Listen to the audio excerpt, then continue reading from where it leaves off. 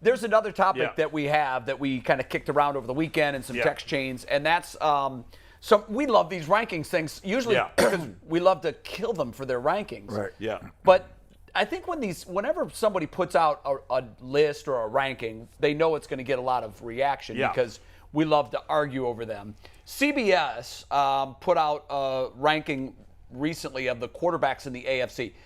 McNuggets, do you have that full list, or do you want to just? Of course we have the full list. Okay. Yeah. What do you think we are? I don't know that you're going to get a whole lot of argument with Patrick Mahomes at the top, or even Allen at number 2. But after that, it gets interesting. But guys, I'll just point out Deshaun Watson at number 7. Let's start the discussion there. By do the we way, think that's too high, too low, or just right? Go I ahead. think it's important to qualify that this is strictly on the field. Sure. Of course. This right. So if it's strictly on the field and we're not factoring in off the field stuff, I would have Deshaun Watson. And listen, I think, in my opinion, the top 5 could go in a lot of different ways. But because Deshaun Watson didn't play last year and hasn't had much postseason success to this point, I would put him 5. I think I'd put him ahead of Russell Wilson, and I'd certainly put him ahead of Lamar Jackson. I don't see how you can put Lamar Jackson ahead of Deshaun Watson. I got him at 6. I mean, look at the list. The list is strong, right? The list is incredible. I don't think Lamar Matt Jackson, Ryan's at 10. I don't think Lamar Jackson is ahead of Deshaun Watson. I just don't, right? The rest of the list is pretty solid. You got to stay Russell Wilson at 5. I mean, his guy has been tested. He's come through. He's done there. Everybody on that list is solid. So you're in great company. It's not like if you're at 6 or 7, you're in a bad spot. Yeah, you're pretty much splitting hairs. The only way you can move up this list now is you got to be dynamic on the field, and you got to really get it done. Russell Wilson's tricky because he's the only one of that top group that I believe, at least, is slightly in decline. I think he's over the mountain and going Matt back Ryan, down. I mean, he's below. Well, but at the top, Matt Ryan's not. 7. But Matt Ryan's not in the discussion of the top guys. But, and he's going to a new system, a new team. Yeah. So, I mean, I would think that, and we don't know if Russell's. I don't know how you put Justin Herbert ahead of Joe Burrow. I don't know how you put Russell Wilson ahead of Joe Burrow at this point. Yeah, but whatever. McNuggets, let me get that list back. Yeah. Let me get that list back. Yeah, we do have to study that a little better. These dudes is tripping a little bit here. First of all, I like Justin Herbert. But come on, bro. Like, I didn't know he was killing people in the playoffs. I didn't know he had no jewelry. I did not know he won any awards. In defense of him, they missed the playoffs because his head coach. Hey, I can't help that. He threw for 5. Hey, them nice stats right there. I like that 5,000, right? But that's a nice 5,000. But here's what I'm going to tell you. He's not better than Joe Burrow. Let's stop that. You need to drop him down a little bit. Really? No, he's definitely not better than Joe Burrow. And on top of that, Joe Burrow wins games with just walking into, like, he got that Joe Montana thing. He just show up and be good. It don't matter who you He's got some nice pieces around him. I get it, but that's the Bengals. The Bengals. Most of those pieces outside of Jamar Chase obviously were there. Right, was there. And they get Jamar Chase, and he get to the Super Bowl in 2 years, and the coach was about to get fired. He's not better than him. You got and Lamar Jackson. Lamar Jackson is borderline at this point. He might want to go sign that deal they gave him. Like he's bored. Look at that season. He did not play well last year. Them stats. To your point, if you take Deshaun Watson out and put Baker Mayfield right there, Baker got comparable numbers to that. Yeah.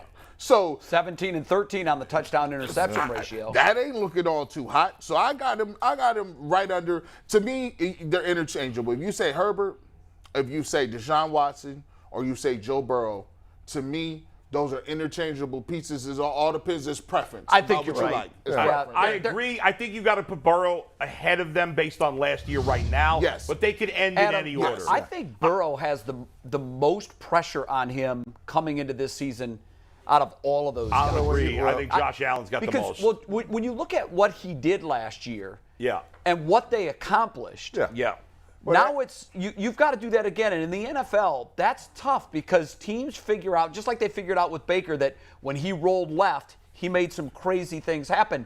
They took that away. You know, you get out here, and I always say there's a line out there that say, go to the video, right? So now they got more tape on him. And I would just tell you, the expectation level in Cincinnati is at an all-time high here, right? So they're not expecting to go down. They're expecting to And it's tough, Brad, because when you go to the Super Bowl, if you don't make it the next year, it's a disappointment. Right. So I would say this. I'm excited to see Deshaun Watson with the plethora of weaponry that we have here in Cleveland. what does this look like, right? Because when I looked at Mahomes, now I want to see Mahomes without Tyreek Hill. Right. Show me Say what's that going again. on. Say that again. Show me this again, right? I mean, he still has Kelsey there, you got which Kelsey, is but his you got security Kelsey guy. and They don't Tyreek have Hill. any good. They don't have any frontline wide receivers. So now. if you have less weaponry, right? Theory should tell you that you're going to do less, right? So we're going to see how people pan out. And then to Herbert's point, G, to your point, Herbert got to get it done, right? He's got to get it done. I mean, San Diego, Los Angeles now. I mean, so here's a group that have been flying under the radar. Right. Now it is now showtime, right? Yeah. And I think for all those in the top 7, right, it's showtime. In Baltimore, they have to be concerned because you talk about decline. Yeah. You seeing decline there. I actually think Joe Burrow's got the least amount of pressure of all now those they have guys. video on him. I totally disagree. Lamar Jackson hasn't won a big game. Yeah, but Josh Allen Lamar hasn't Jackson got- just had a huge drop in his production. Is anybody expecting him to be the 40 touchdown, interception guy But again? If the Bengals go to the playoffs and lose in this division round, like nobody's going to be killing Joe Burrow. No, but it's a step back. I'm just saying. but the thinking with the Bengals, because they were so young and because they made it to the Super Bowl, there is a long-standing trend in the NFL that the Super Bowl loser misses the playoffs the next year. It's happened if he misses the playoffs, that's a big disappointment. Yeah. If they make the playoffs and don't get to the Super Bowl, nobody's killing them. To your point, Bull, I'll tell you this. We talked about it a little bit last week. If the Browns did all this to go get Deshaun Watson and they don't win a Super Bowl, people will be disappointed. But I'm sitting here telling you, the way it's looking with these quarterbacks, that could be a thing. Guys, This is all time. There's a lot of great quarterbacks. The AFC is loaded. It's not going to be easy for anybody to get to the Super Bowl. That's a gauntlet. And it might not. It's likely not going to be the quarterback won't be the reason they go. It's going to be the quarterback that has the best supporting cast around him. Because these guys, to our own definition, they're all almost not interchangeable, but there's so little difference between all of them. The team with the best supporting cast is going to rise to the top. When you have teams that are built the way the teams in the AFC are structured, the top tier teams, right? What is going to be key and paramount in this season is who stays the most healthy. Oh, it's always true. Right? Who stays the most healthy? Yeah. Because people start getting nicked up and falling off to the side. You saw it happen to us last year. Sure. Guys falling down, and then you got less weapons. Less weapons mean less wins. Yeah. Right? The Bengals, for example, were very fortunate. They didn't have any key injuries really. No. last Well, year. in most years when the teams at the end of the season, when you look at who's in the Super Bowl, usually you can look at those teams and say they avoided the key injuries. Yeah, and that's just luck, throughout the season. That is the roulette. I mean, you never know how that's going to play That's out. in every sport. Yeah. Right? I will say this: if the football gods even things out over time, the Browns have just been decimated the last couple of years with their timing on the COVID games. Yeah. And when you look at the North, well, the Ravens got crushed by injuries. The team that won the AFC finished 2 games ahead of the team that finished last. Yeah. I mean, you could throw them into a hopper, and they could have easily flipped around. Baltimore could have won the division last year. The best teams I ever played for were teams that were managed by people that knew how to manage personnel. That meant we're not going hard today, right? I looked at you, y'all look at your performance number. You take it easy today. The rest of y'all going to practice today, but you sit it on down, right? Those that can manage that, reading the tea leaves. Because the key is to make people, make sure that people are available at the finish line, not in the beginning of the race, right? Do you think that when I saw the list, I immediately said, well, Watson's 7 because we haven't seen him. You know, when you sit a year in the NFL, that's a long time to sit and to be inactive, and you just don't know. I mean, we've seen guys in the past have tremendous success. The 2 guys for me that come to mind, RG3, defenses were ripping up the playbook. They were rewriting the way they played defense in this league because of RG3. Blink, and he's out of the league. Gone.